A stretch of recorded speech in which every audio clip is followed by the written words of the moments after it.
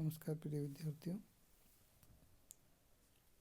Hindi study with Rajendra sir YouTube channel पर आपका हार्दिक स्वागत है। आज हम कक्षा 10th के क्षितिज भाग 2 पाठ 1 सूरदास का जीवन परिचय और व्याख्यान लेकर उपस्थित हुए हैं।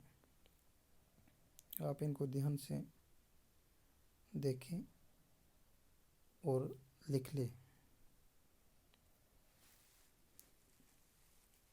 सबसे पहले सूरदास के परिचय के बारे में जानेंगे।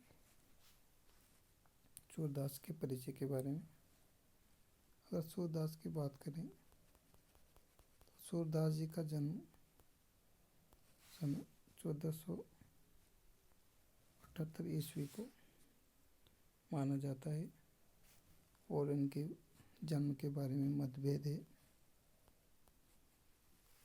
एक मान्यता के अनुसार इनका जन्म आगरा और मथुरा के बीच एक क्षेत्र पड़ता है, उसका नाम है रौनकता या फिर रेणुका क्षेत्र में माना जाता है। रौनकता या रेणुका क्षेत्र में माना जाता है और कुछ विद्वान इनका जन्म दिल्ली के समीप सीही नामक स्थान को मानते हैं। दिल्ली के समीप सीही नामक स्थान को इनका जन्म मानते हैं।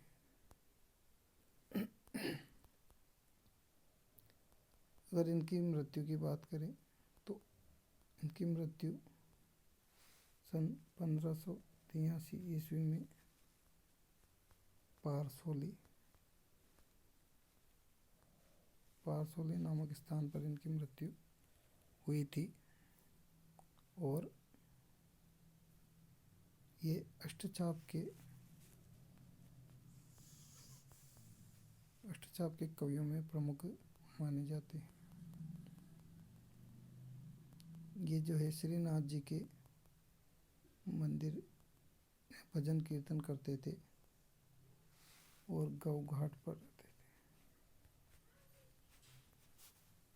मथुरा में गौ घाट पर निवास करते थे। अगर इनकी रचनाओं की बात करें तो रचनाओं में सूरसागर इनका बहुत ही प्रसिद्ध महाकाव्य है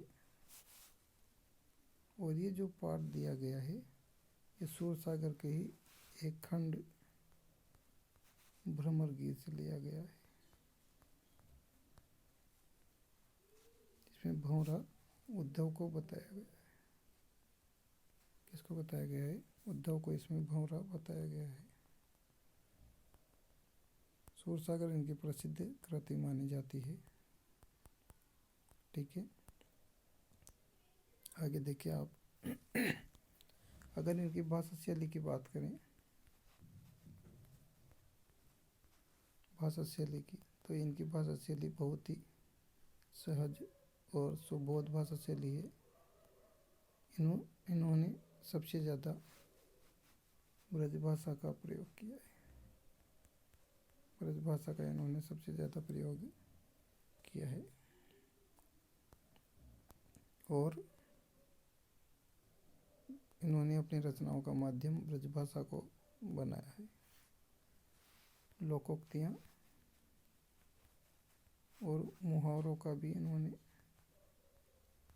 प्रयोग किया है और इसमें अपने साहित्य में इन्होंने तत्सम, तद्भव, देशज शब्दों का प्रयोग देखने को मिलता है और कहीं कहीं पर उर्दू शब्द भी प्रचलित हैं। उर्दू शब्दों का भी इन्होंने प्रयोग किया है। उसके बाद बात करें तो इन्होंने अनुप्रास, रूपक, उदाहरण और दृष्टांत अलंकारों का प्रयोग भी किया है। ठीक है, तो आप इसको अच्छे से लिख लें अपनी नोटबुक में। उसके बाद प्रथम पद्यांश से अपना, जिसकी मैंने आपको संदर्भ और प्रसंग सहित व्याख्या बता दी थी और विशेष में भी कुछ बातें बताई थी, विशेष में भी स्पेशल रूप से इसमें मैंने दे रखा है, तो आप इसको कंप्लीट कर लें। जैसे कि पहले व्याख्या का पूरा पद्यांश दे रखा है और पद्यांश के बाद आपको मैंने जो है सप्रसंग दे रखा है, जिसमें सप्रसंग में सबसे पहले आपके क्या आ रहा है, सबसे पहले आपके संदर्भ आ रहा है, सबसे पहले आपके संदर्भ आ रहा है, संदर्भ के बाद आपके आ रहा है प्रसंग, प्रसंग के बाद आपके आ रहा है व्याख्या, व्याख्या के बाद आपके आ रहा है विशेष। इस प्रकार के 4 पॉइंट हैं। इस प्रकार से सीरियल वाइज दे रखे हैं, जो आपके 6 नंबर का पार्ट आएगा। ठीक है, तो इसको आप ध्यान से पढ़ लें और लिख लें। इसी प्रकार से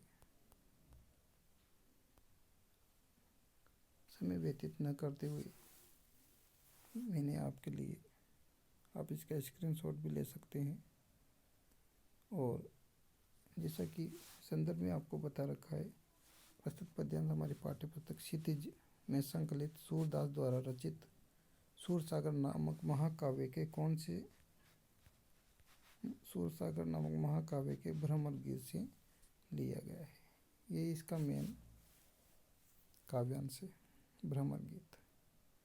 और प्रसंग की बात करें तो प्रस्तुत पद में गोपियों द्वारा उद्धव पर क्या किया गया है, उद्धव पर व्यंग्य किया गया है कि यदि उद्धव ने कभी किसी से प्रेम किया होता तो वह गोपियों के विरह के कष्ट को अवश्य समझ पाते। इसलिए गोपियाँ उद्धव पर व्यंग्य करती हुई कहती कि हे उद्धव, आप बहुत ही भाग्यशाली हैं। लेकिन वो भाग्यशाली नहीं है, यहाँ पर उन पर क्या किया गया है, यहाँ पर उन पर व्यंग्य किया गया है। इसी प्रकार से आप पूरी इसकी व्याख्या देख लें, और चाहे तो आप स्क्रीनशॉट ले सकते हैं। चैनल को अभी तक लाइक और सब्सक्राइब नहीं किया है तो चैनल को लाइक और सब्सक्राइब ज़रूर करें, ताकि सभी बच्चे इसका लाभ ले सकें। ठीक है, इसी प्रकार से संदर्भ, प्रसंग, व्याख्या और व्याख्या के बाद विशेष। देखो, विशेष मैंने इस तरीके से तैयार किया है जो आपके लिए बिल्कुल सिंपल रहेगा, और एक ही विशेष आपके सभी पद्यांश में काम करेगा। जैसे कि इस पद्यांश की भाषा सरल, सहज और प्रभावशाली है, ये कंप्लीट सभी में आपके काम करेगा। उसके बाद इस पद्यांश में कौन सी भाषा का प्रयोग हुआ है, इस पद्यांश में आपके ब्रज भाषा का प्रयोग हुआ है, ये भी सभी में काम करेगा। 2 पॉइंट तो सभी में काम करेंगे।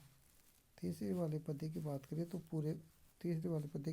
पूरे पद्यों में ही कौन सा श्रृंगार रस है, वियोग श्रृंगार रस। जितने भी पद्य हैं उन सभी में वियोग श्रृंगार रस के बारे में ही बताया गया है। ठीक है, उसके बाद अगर मैं बात करूं तो 4th वाला जो पद्य है, 4th वाले पद्य में ज़रूर, वैसे आप कॉमनली इन अलंकारों को सभी में लिख सकते हो। अनुप्रास तो आपके हर काव्य की पंक्ति में अनुप्रास अलंकार पाया जाता है, हर काव्य की पंक्ति में होता है ये तो। उसके अलावा एक रूपक अलंकार है और एक उपमा अलंकार है, ये भी लगभग सब जगह, इस वाले पार्ट में तो सब तीनों अलंकारों का प्रयोग किया गया है सभी में। उसके अलावा आपको जो 5वां पॉइंट दिख रहा है, 5वें पॉइंट में आपको बताया गया है गोपियों के कथन में व्यंग्य भाव की प्रधानता है, तो व्यंग्य भाव सभी में बताया गया है भाई, पूरे के पूरे पाठ में ही व्यंग्य भाव बताया गया है, तो व्यंग्य भाव की प्रधानता है। ठीक है, इसी प्रकार से दूसरा वाला पद्य है, मन की मनी माद रही। अच्छे से मैंने आपको इसके पहले वाले जो है इसके पहले वाले पार्ट में मैंने अच्छे से आपको व्याख्या करके बताया। आपने अगर वो नहीं देखा है तो वो वाला पार्ट आप ज़रूर देखें और उसके बाद इन क्वेश्चन आंसर को लिख लें और याद कर लें, तो आपको क्वेश्चन आंसर कंप्लीट याद हो जाएंगे।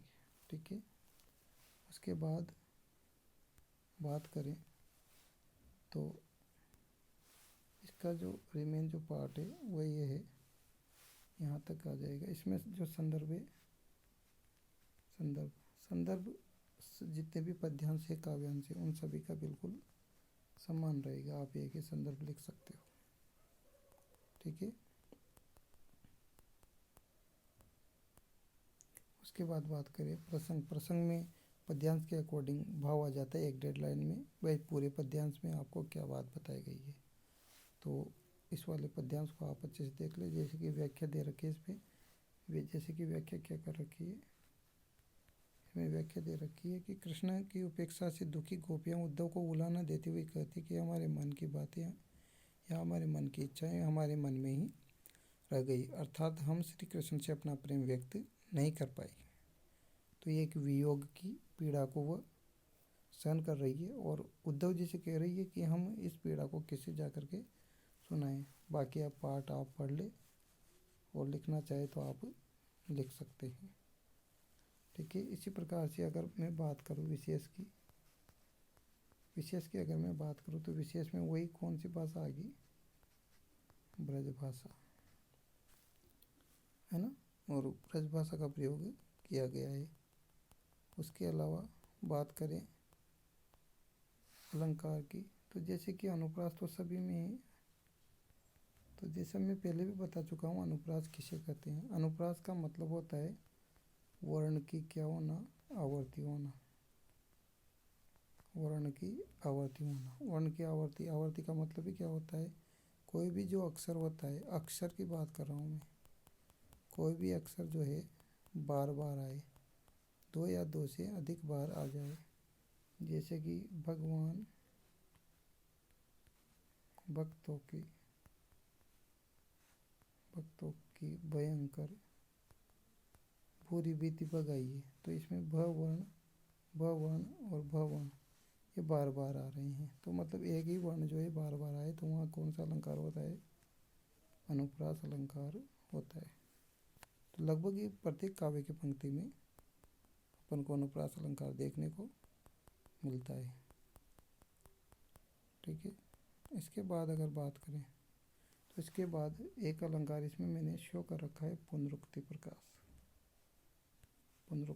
प्रकाश, ये वाला अलंकार मैंने शो कर रखा है। तो पुनरुक्ति जैसा कि इसका नाम ही क्या है, पुनः प्लस उक्ति, यानी कि एक शब्द क्या करना, एक शब्द होता है, वो एक शब्द क्या हो, वो एक शब्द बार बार आए, एक शब्द का बार बार आना, लेकिन अर्थ समान होना। मतलब एक ही शब्द बार बार आएगा, लेकिन उसका जो अर्थ होगा वो क्या रहेगा, बिल्कुल समान रहेगा। तो वहाँ पे कौन सा अलंकार होएगा, पुनरुक्ति प्रकाश अलंकार होएगा। जैसे कि इस वाले पद्य में अनुप्रास तो सभी में है, पुनरुक्ति प्रकाश की बात करें तो पुनरुक्ति प्रकाश कहाँ पे देखने को मिलेगा अपन को, सुनी में, ये यहाँ पे ये दे रखा है ना, ये दे रखा है सुनी, यहाँ पे सुनी। तो यहाँ सुनी यानी कि सुन करके, दोनों का अर्थ क्या है, सेम है, लेकिन दो शब्द बार बार आए हैं और अर्थ बिल्कुल सेम है। इस वजह से इनमें कौन सा अलंकार है, पुनरुक्ति प्रकाश अलंकार है। ठीक है, उसके बाद बात करें तो माधुर्य गुण की प्रधानता है। ठीक है, उसके अलावा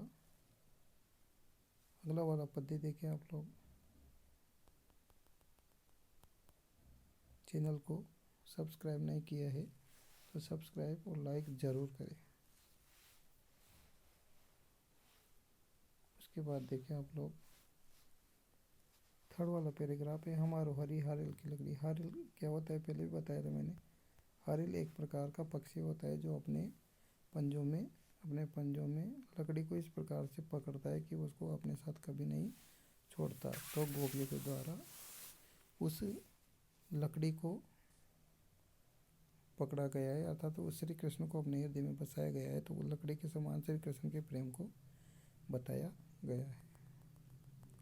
ठीक है, तो आप बाकी पद्य में देखें और इसके पहले की आप व्याख्या देख ले भले से, अगर आपने व्याख्या नहीं देखी है तो।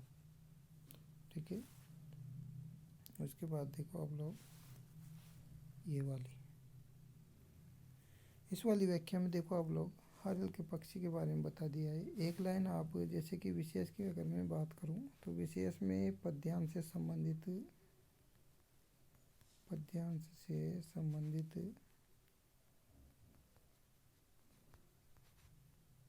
संबंधित कोई भी एक भाव वाले क्या लिख दें, कोई भी एक भाव वाली लाइन लिख दें, मतलब उसमें क्या बात बताई गई है एक लाइन में जवाब दे दे। तो इस प्रकार से आपके विशेष में भी 5-6 लाइनें हो जाती है। तो आप ये ध्यान रखें, वो आप अपने विवेक से लिख सकते हो। जैसे कि इस वाले पद्यांश में बताया गया है, थर्ड वाले में योग संदेश को गोपियों ने कड़वी ककड़ी के समान बताया गया है, ये लाइन लिख दी मैंने।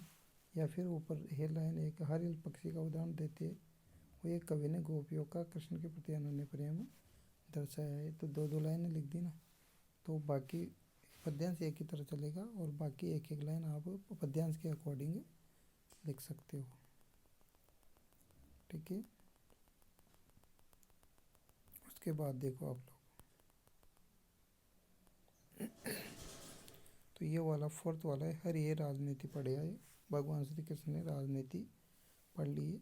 तो सूरदास जी कहते हैं कि भगवान श्री कृष्ण के गोपियाँ उद्धव जी से कहती है कि हे उद्धव जी, अब तो भगवान श्री कृष्ण ने राजनीति पढ़ ली है, मतलब अपने गुरु से राजनीति भी पढ़ ली है। पहले से चतुर थे वो तो, और अब तो जो है और ज़्यादा चतुर हो गए हैं, गुरु ग्रंथ भी पढ़ लिया है उन्होंने। ये बात हम आपके कहते हैं समझ गए थे। यहाँ पर जो मधुकर जो शब्द यूज हुआ है, मधुकर है, मधुकर यहाँ पर जो शब्द यूज हुआ है वो किसके लिए यूज हुआ है? उद्धव जी के लिए यूज हुआ है। छोटे छोटे क्वेश्चन में पूछ लिया जाता है मधुकर शब्द किसके लिए यूज हुआ है, तो किसके लिए यूज हुआ है? उद्धव जी के लिए यूज हुआ है। उसके बाद देखो आप लोग ये 6 वाली ध्यान से पढ़ ले, ध्यान से देख ले। उसके बाद बात करें तो ऐसे तो अगला वाला पार्ट है, ये आपके 2015 में भी आ चुका है। ये वाला पद्यांश, अरे ये राजनीति पढ़ी आई वाले पद्यांश जो है वो 2015 में आपके आ चुका है। ठीक है, और संदर्भ की बात करें तो संदर्भ सेम चल जाएगा सभी का। और प्रसंग की बात करें तो वह काव्य के अनुसार आता ही है। काव्य में क्या बात बताई गई है उसकी एक डेडलाइन लिखनी होती है। जैसे कि इस पद में बताया गया है कि इस पद में गोपियों ने कृष्ण पर कटाक्ष करते हुए कहा है कि वह सच्चे प्रेमी नहीं, कुटिल राजनीतिज्ञ बन गए हैं। गोपियाँ श्री कृष्ण के प्रति गुस्सा प्रकट कर रही है, रोष प्रकट कर रही है। और रोष प्रकट करते हुए क्या कहती है, और अंत में तो यही कहती है कि अरे कि राजधर्म तो ये होता है राजा का, जैसे भगवान श्री कृष्ण राजा थे, राजा का धर्म तो ये होता है कि उसके द्वारा प्रजा को सताया न जाए। और क्वेश्चन भी आया हुआ है कि राजा का धर्म क्या होना चाहिए, प्रजा को न सताना बल्कि उसकी सेवा करना राजा का धर्म होता है, और प्रजा का दुख दूर करना। और विशेष की बात करें तो विशेष सेम पहले वाले की तरह ही आ जाएगा। तो आप इनको अच्छे से देख लें और चाहे तो स्क्रीनशॉट ले सकते हैं। Thank you.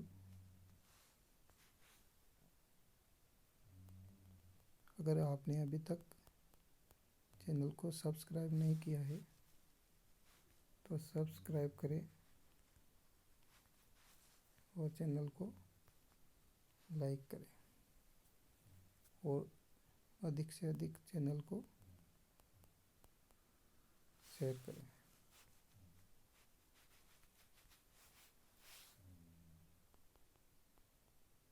वीडियो देखने के लिए आपका धन्यवाद।